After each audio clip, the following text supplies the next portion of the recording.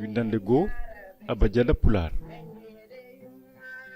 Abajada Pular waɗi ko 32 alkulal. Hen alkuli joyi ko labɗe woni ko wiyete faraysi voyel ko. Hen alkuli nogasi jiɗiɗi ko muume ɗum woni ko wiyete consonant ji men gartu hen. Min peccu alkuli ɗe e pecce nayi. Feccere adande nde ko alkule pular nanduɗe e alkule faraysi bindin e jangin. Ɗen alkule ko 18 ɗen goni a ba da fa ga ha i ka la ma na o pa ra sa ta wa ya woni alkule tati labde a i e o e alkule 15 muume keddiɗɗe.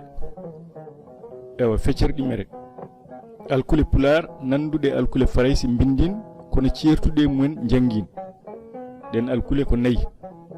C faraysi o jangorto e pular ko ca yeru caali.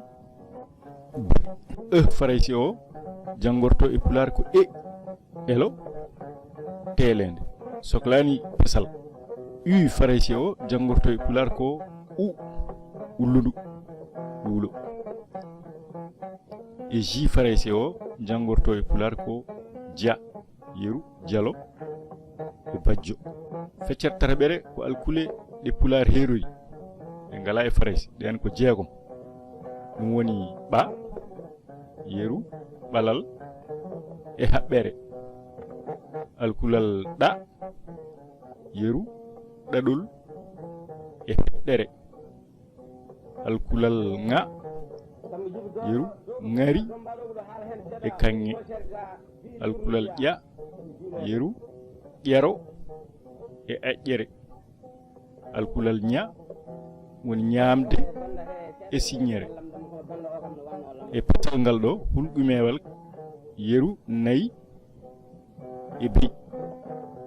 Fulfulde fuutatore nde heewani yaltinde ngal e jangin.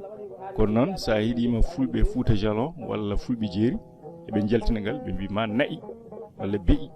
Aɗa nana ngal jange e ngal jangorto ko goɗɗum. Feccere nayeɓere ko alkule ñondinaɗe ɗen ko nayi.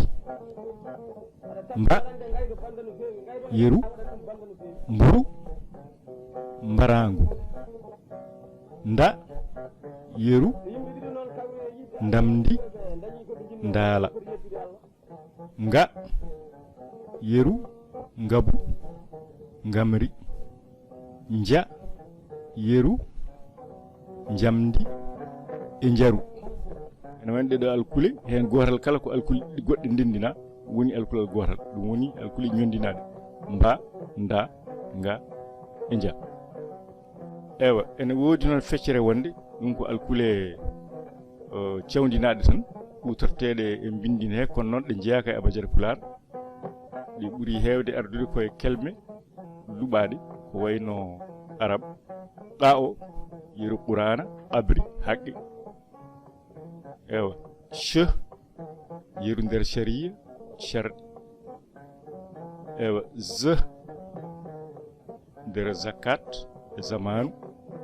E x o woni h nder cheikh e ko nandi hen. ɗeɗo alkule ɗe cakkirɗen haalde eɗe kuutore e bindin kono bindin pular o kono noon ɗe jeeyaka e alkule pular.